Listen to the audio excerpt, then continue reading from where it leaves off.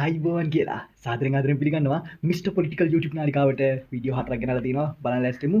අද වීඩියෝ එක ගෙනලා තියෙන්නේ කෙලින්ම සම්පූර්ණයෙන්ම රනිල් මහත්තයාගේ වැඩසටහනක්. මොකද මම ඔයගලන්ට කිව්වනේ රනිල් මහත්තයාගේ කණ්ඩායමේ කෙනෙකුත් මට උදව් කරා කියලා. ඉතින් අනිවාර්යයෙන්ම කළගුණ සලකන්නත් එපයි. කොහොම වුණත් අනිත් එක තමයි UMP එකයි පොහොට්ටුවයි තාම මේ තරහ වෙලත් නැහැනේ. දෙන්නත් එක තාම ෆිට් එකේ ඉන්නේ. ඒකත් එක්ක UMP එකටත් ගේම් එකක් දෙන්න ඕනේ. පොඩි පුෂ් එකක් දෙන්න ඕනේ. හරි එහෙනම් අද ලෑස්ති වෙන්න UMP එකේ අය බලන්න. channel එක subscribe කරන්න, bell icon click කරන්න, notification දාගන්න. වීඩියෝ වලදී like කරන්න, comment කරන්න, share කරන්න, WhatsApp කරන්න පුළුවන් ජෙප් එක නවන ඕනම කෙනෙක්ට. ඒ වගේම මේ පැත්ත බලලා උදව් කරන්නත් ඕනේ. මොකද නැත්තම් කරදරයි. එක එක ප්‍රශ්න ආවම ඕගලගේ පස්සෙන් එන්න බෑ හොඳේ. අර අංකල් කෙනෙක් නම් UMP එකේ අංකල් කෙනෙක් නම් උදව් කරා. ඉතින් එහෙම කියලා හැම වෙලේම උදව් ඉල්ලින්නත් බෑනේ. ඔයගොල්ලෝ මේ පැත්ත බලලා උදව් කරලා තිබ්බොත් ආයි කිසි අවුලක් නැහැ. ඒ වගේම මේ අලුත් channel දෙකක් තියෙනවා subscribe කරන්න ඕනේ. UMP එකත් අනිවාර්යයෙන්ම subscribe කරන්න, පොහොට්ටුව එකත් අනිවාර්යයෙන්ම subscribe කරන්න. මොකද ඔයාලා වෙනුවෙන් තමයි channel ටික ඇවිල්ලා තියෙන්නේ. හරි එහෙනම් ලෑස්ති වෙන්න. අපි වීඩියෝ 4ක් තියෙනවා. වීඩියෝ 4ම ඊයේ දවසේ රනිල් මහත්තයා ආයිත් ඇවිල්ලා එයා රැස්වීමක් පවත්වලා තියෙනවා කණ්ඩායමත් එක්ක. ඉතින් ඒ මොකද උනේ? එතන මොකද්ද ප්‍රශ්නේ? මොකක්ද කතා කරේ? මෙන්න මේ හා සම්බන්ධව තමයි අද තියෙන්නේ. එහෙනම් අපි වීඩියෝ 4 බලමුද? යා අනිවාර්යෙන් බලන්න ආසයිනේ. මොකද රනිල් මහත්තයා එනවා නම් මොකක් හරි දෙයක් කරන්න පුළුවන් රට ඇතුලේ මොන හරි දෙයක් කරන්න පුළුවන්. බලමු මොකද වෙන්නේ. එයා එයිද? මොකද වෙන්නේ? යා අනිවාර්යෙන්ම අපි බය වෙලා දඟලන්නේ රනිල් හදපු රට ආපහු අර තිබිච්ච තැනට ගෙනහිල්ලා අවපාතයට ගෙනියන එක ගැන තමයි අපි බය වෙලා දඟලන්නේ. මොකද අද ජනතාවට කතා කරගන්න විදියක් නැහැ. ජනතාව දුක් විඳිනවා. ජනතාවට ජීවත් වෙන්න විදියක් නැහැ. නමුත් ආණ්ඩුවේ මර්ධනය දැක්කහම මාධ්‍ය හරහා සිදු කරන මර්ධනය එක එක පුද්ගලයෝ අරගෙන කරන මර්ධනය දැක්කහම මිනිස්සු කට අරින්න බය වෙලා. ආණ්ඩුව සුබ නැද්ද කියන එක ජනතාවගෙන් අහන්නකෝ. ජනතාව ජීවත් වෙන විදිය බලන්නකෝ. වෙනද නම් ආණ්ඩුව වැරදි විදියට ගියාම ජනතාවට එළියට බහලා කෑ ගහන්නවත් තිබ්බා. මේ මර්ධනය මාධ්‍ය සංදර්ශනයේ දිහා දැක්කහම ජනතාව ලොක් වෙලා. ජනතාවට ජීවත් වෙන විදිය නැද්ද බලන්නකෝ. දැන් ව්‍යාපාරිකයා වැටෙනවා. ඩොලර් ගේන ව්‍යාපාරිකයාට දැන් කියනවා ඒවා ඉමීඩියට් රුපියල් කරගන්න කියලා. ඒක බලන්න එතන මොකක්ද තියෙන තත්ත්වය. අදුම ගානේ අපි හිතුවා ඩොලර් වල වටිනාකම වැඩි වෙන හින්දා ඒ ව්‍යාපාරිකවත් අඩු ගානේ ශක්තිමත් වෙයි කියලා. එක්ස්පෝර්ට් කරන මනුස්සයා. ඒ මනුස්සයාට දැන් නීති පනවලා තමගේ ව්‍යාපාරය වැටෙන විදිහට. මේක යන්න බෑ. මේක යන්න බෑ. අවුරුදු 70ට නොවිච්ච හොරකම් මේ රටේ සිද්ධ වෙනවා. අවුරුදු 70ට නොවිච්ච අකටයුතුකම් රටේ සිද්ධ වෙනවා. මම හිතන්නේ මහජනයා රට නැවැත්තුවා. ඉතින් අපි මොකද කරන්නේ? ඉතාලම නරක තැනක තිබෙන්නේ. සමස්ත රාජ්‍ය යාන්ත්‍රණයත් ඉවරයි, පෞද්ගලිකංශයත් ඉවරයි. මුළු රටම කඩාවැටිලා තිබෙන්නේ. ඉතින් මිනිස්සුන්ට මේක අවබෝධ වෙන්න ඉඩ දෙන්න ඕන. අපිට ඊට වැඩි දෙයක් කියන්න අමාරුයි. දැන් අද අපරායින් වලට අපි දැක්කම හබෙන්කුවෙන් දානවා මේ දවස් 10ක් ඇතුළත මේ ඩොලර් එක බවට ඩොලර් එක රුපියල බව නෑ ගැසට් නිවේදනයක් ගහලා තිබෙනවා. වෙනද දින 90ක් අවස්ථාව දීලා තිබුණා බඩු ගෙන්න ණයට. ඒක දවස් 30කට සීමා කරලා ගැසට් නිවේදනයක් ගහලා තිබෙනවා. ඉතින් ව්‍යාපාරිකයොත් ඉවරයි, රටත් ඉවරයි.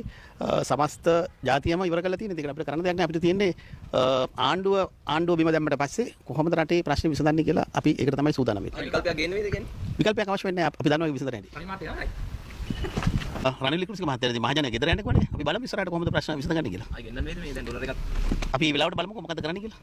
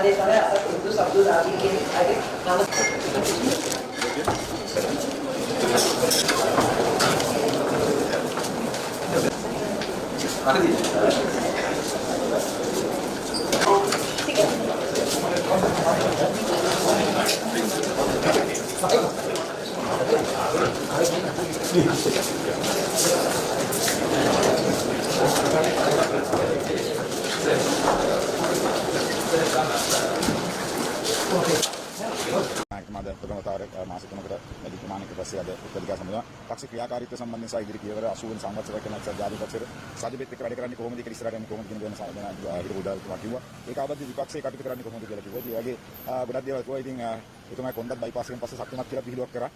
ඔළුවේ කරා මේ කොන්දත් දැන් හොඳට දිනනවා කියලා. ඒ වගේ බොහොම සහැල්ලුවෙක් තාම ලස්සනට මේ ඉස්සරහ කටයුතු ගැන තමයි කතා කරලා විපක්ෂ සංවිධානයේ නැටි සංවිධායකරු පත් කරන හැටි තරුණ සංගම් පටන් ගන්න හැටි අලුත් වැඩ පිළිවෙලට යන්නේ කොහොමද කියන එක. අලුත් නායකත්වයක් කියන්නේ කතා කරන්නේ නැති. එහෙම අවශ්‍ය නැහැ අලුත් බොඩියක් දැන් අලුත් හත් එකක් දාලා තියෙන අවුරුදු 10කට තර වෙලා ඉන්නේ. සමගි ජන බලවේගයත් එක්ක සාකච්ඡා කරන්න නැවත වතාවක් පටන් ගන්නවා. සමගි ජන බලවේගයත් එක්ක දිගටම තියෙන සම්බන්ධතා ශක්තිමත්ව පවතිනවා. ඒකත් නුදුරු කාලේදී සම්පූර්ණයෙන් කොහොමද එක්සත් ජාතික පක්ෂයත් සමගි ජන බලවේගයත් ඒකාබද්ධ වෙලා ක්‍රියා කරන්න කියන කාරණයක් රනිල් වික්‍රමසිංහ ජනාධිපතිතුමා ප්‍රකාශ කළා. පළාත් සභා මැතිවරණයක් ඉනවා කියලා බලාපොරොත්තුවක් තියෙනවා. පළාත් සභා මැතිවරණය ගැන සාකච්ඡා වුණා. වහාම මේ සඳහා ජනමතයක් ගොඩනැගීම සඳහා ක්‍රියා කළ යුතුයි කියලා. ආණ්ඩුවේ මර්ධනය කරත් පොඩ්ඩක් කතා වුණා කියලා ආරංචි. විශේෂයෙන් සියලු දේශපාලන පක්ෂ ක්‍රියාකාරීන් මර්ධනය කිරීම සඳහා ගෙන තිබෙන ක්‍රියාමාර්ග ප්‍රජාතන්ත්‍රවාදයේ ඔස්සේ කෙසේද පාලනය කළා රට ශක්තිමත් කිරීමට පියවර ගන්න කියන කාරණය කියලා තිබෙනවා. අලුත් නායකයෙක් විදිහට ඇවිල්ලා හිටියේ නේද අද නායකතුමා? එහෙම කතාවකුත් තිබුණේ. නායකතුමා ඊටාම ශක්තිමත්, ඊටාම ශක්තිමත් නායකතුමා අලුත් වෙලා ආවයි කියලා කිව්වේ. අලුත් වෙලාව කියලා තමයි කිව්වේ. එතුමා ඇත්තටම ඊටාම ශක්තිමත්. රටක් ආරක්ෂා කිරීමට එතුමාට ඒ ශක්තිය ධෛර්යය තිබුණා. රට බාර ගන්න සූදානම්. පාර්ලිමේන්තුවේ එහෙම යයි. බලමු කොහොම යනකොට. සාකච්ඡා කළේ පක්ෂයේ ඉදිරි වැඩපිළිවෙල. ඇත්තටම දැන් ඉතින් රනිල් වික්‍රමසිංහ ජනාධිපතිතුමා දැන් ඉතින් වැඩ පටන් ගන්න ඕනේ, පක්ෂය ශක්තිමත් කරන්න ඕනේ කියලා විශේෂයෙන්ම සඳහන් කළා. ඒ සඳහා වැඩපිළිවෙලක් ඇති කරන්නත් ඒ වගේම දිස්ත්‍රික් මට්ටමින් වෙන වෙනම සාකච්ඡා පවත්වන්නත් එකඟ වුණා, තීන්දුව වුණා. ඒ වගේම තරුණ ජවය ශක්තිමත් කරන්නේ කොහොමද පක්ෂය තුල කියන එක ගැනත් සාකච්ඡා වුණා. ඉදිරියට ඒවා මුල් කරගෙන වැඩසටහන හදන්න ඕනේ කියන එකත් සාකච්ඡා කරා. නායකතුමා අලුත් වෙලා කියලා කිව්වා. ඔව් නායකතුමා ඉතින් පොඩි විලුම් කළා මගේ කඳක් හොඳයි ඔළුව විතරක් නෙමෙයි කියලා. පක්ෂ නායකතුමා මාස 3කට පසුව පළවෙනි වතාවට අපේ වගේ කමිටු රැස්වීම කැඳවලා තිබ්බා. ඉතින් ඒ නිසා තමයි අද අපි විශේෂයෙන් හම්බුනේ. ඒත් වශයෙන් පක්ෂ අනාගත වැඩපිළිවෙල හා මේ ආණ්ඩුවේ මර්ධනය සම්බන්ධව තමයි අපි අද කතා කරේ. ඒ කියන්නේ රටේ තත්ත්වය හොඳ නැත්නම් පාර්ලිමේන්තුවේ ලෑස්තිද එතුමා? මම හිතන්නේ බොහෝ දුරට ඒක ස්වභාවධර්මයෙන් විසඳුමක් ලැබෙයි. හැම වෙලේම ක්‍රයිසිස් එකක් ආවම රනිල් වික්‍රමසිංහ එතෙන්ට ඇවිල්ලා ඒ ක්‍රයිසිස් එකෙන් රට මුදව ගන්නවා. මොකද මේ අයත් එක්ක අපිට කරන්නට රටක් හදන්නට හැකියාවක් නැහැ. ඒ නිසා බොරු වැඩ කළා තේරුමක් නැහැ. ඉතින් අද මේ අපි තාමත් සතුටුයි එතුමා සනීප වෙලා එතුමාව අනිත් එක එතුමා කිව්වා මගේ දැන් ඇඟත් හොඳට වැඩ කරනවා කියලා. අලුත් නායකයෙක් මේ එතුමා ඉන්නකම් මොකද තව නායකයෙක්. බොරුවට නායකයෝ හදලා වැඩක් නැහැ නේ. මේ රට ප්‍රපාතයකට වැටලා තියෙන්නේ. ප්‍රපාතයෙන් ගොඩ ගන්න මිනිස්සුෙකුට තමයි නායකත්වය යන්න ඕනේ. ඒකාබද්ධ විපක්ෂයෙන් කරන්නේ ඒක තමයි. ඒකාබද්ධ විපක්ෂයටත් ඕනේ මේ හොඳ බුද්ධිමත් පළපුරුදු කෙනෙක් තමයි මේ රට හදන්නට මේ රට ගොඩ ගන්නට අවශ්‍ය වෙන්නේ. නොවැම්බර් මාසේ පක්ෂය 80 වෙනි සංවත්සරයේ සමරන්නට තීන්දුව කළා. සැලේට ගැන අපිට තියෙන ප්‍රශ්නය මේ ඔය සිදුවුණු සහරංගේ ත්‍රස්තවාදයට ඔහුගේ සම්බන්ධය ගැන නෙවෙයි. ඔහුට යම්කිසි අසාධාරණ විදියට සැලකලා තියෙනවා නම් ඇතුලේ අපි කවුරක්වත් දැකපු කෙනෙක් නැහැනේ.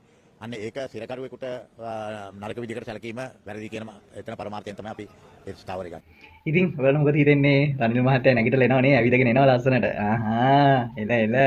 ඉතින් කට්ටිය කියවන ඇවිදින්න බෑ, දැන් එයාට වැඩ කරන්න බෑ. මම මේකමයි කියන්නේ ඔයගලන්ට. මම පොහොට්ටුවයටයි UMPK අයටයි හැමෝටම කියන්නේ ලස්සනට මෙන්න මේ කතාව. UMPK රනිල් මහත්තයාට සාමාන්‍ය 2029 වගේ වෙනකන් ගේම් එකක් ගහ ගන්න පුළුවන් ලොවෙත්. ඊට පස්සේ ටිකක් ඇත්තටම අමාරුයි. හරි ඊට පස්සේ ඇත්තටම අමාරුයි. මොකද වයසත් එක්ක ඊට පස්සේ අමතක වීම තියෙනවා. එහෙම පොඩි ප්‍රශ්න තියෙනවානේ. හැබැයි දැනට කොහොම හරි දුවන්න පුළුවන් 2029 වෙනකන්. ඉතින් ඊට කලින් කොහොම හරි ගේම් එක ගහලා 2029 වෙන්න කලින් ජනාධිපති කරගෙන වැඩපිළිවෙලක් කරන්න අනිවාර්යයෙන්ම මිස්ටර් පොලිටිකලුත් ඒකට ගොඩක් උදව් කරනවා. මොකක් හරි ගේම් එකක් තියෙනවා නම්. තේරෙනවානේ කියන එක. ඊට පස්සේ ඉඳලා අනිවාර්යයෙන්ම ඉතින් පොහොට්ටු වෙනුවෙන් 2029 නාමල්ල ජනාධිපති කරන්න පුළුවන් ගේම් එකක් උපරිම දෙනවා. ඔන්න ඔතන තමයි ඉන්නේ හොඳේ. ඔය දෙගොල්ලන්ට තමයි ඕක කිව්වේ. මොකද කියනවා නම් මම channel ටික ඔක්කොම කරලා නවත්තලා තිබ්බේ. ඉතින් මට පොහොට්ටු අයයි UMPK කෙනෙකුයි තමයි දිරිමත් කරලා මේ වැඩසටහන් කරන්න කියලා ආයිමත් ඉදිරිපත් කෙරෙව්වේ. ඕගොල්ලෝ වෙනුවෙන්. තේරෙනවනේ ඉතින්. ඒක නිසා ඒ දෙගොල්ලන්ට පුළුවන් පුෂ් එකක් දෙන්න ඕනේ. හරිද? කොයි හරි අවස්ථාවක UMP එකයි පොහොට්ටුවයි දෙදරපු වෙලාවට තමයි චුට්ටක් අවුල් යන්නේ. මොකද කරන්නේ කියලා. හැබැයි දැනට තාම දෙගොල්ලෝ හොඳින් ඉන්නවනේ යාළුවෝ වගේ. ඒක නිසා මට කිසි ප්‍රශ්නයක් නැහැ එතක. නේද? ඉතින් ඒක නිසා පොහොට්ටුව අය අනිවාර්යයෙන්ම subscribe කරන්න, උදව් කරන්න. මොකද 2029 ජනාධිපති කරන්න නාමල්ල පුළුවන් ගේම් එකක් දෙනවා. පුළුවන් උපරිම ගේම් එකක් දෙනවා. channel ටික monetize කරන්නෙත් නැහැ මේ මගේ අලුත් channel. මොකද ලොකු plan එකක් තියෙනවා ඒක ඇතුලේ. එතකොට report ඇදුනත් කියලා වුණත් කිසි අවුලක් නැහැ. මොනවා වුණත් දුවන්න පුළුවන් නම් අලුත් channel හදාගෙන හරි දුවන්න තමයි දැන් බලාගෙන ඉන්නේ. එහෙනම් ready වෙන්න. රනිල් මහත්තයාත් ඇවිල්ලා තියෙන්නේ ඔක්කොම කියලා තියෙන්නේ. නාමලුත් මේ පැත්තෙන් ආත්ම ශක්තිය හදාගෙන ඇවිල්ලා තියෙන්නේ. ready වෙන්න. එහෙනම් ලෑස්ති වෙන්න. අපි යනවා ඊළඟ දවසේ අපි යමු.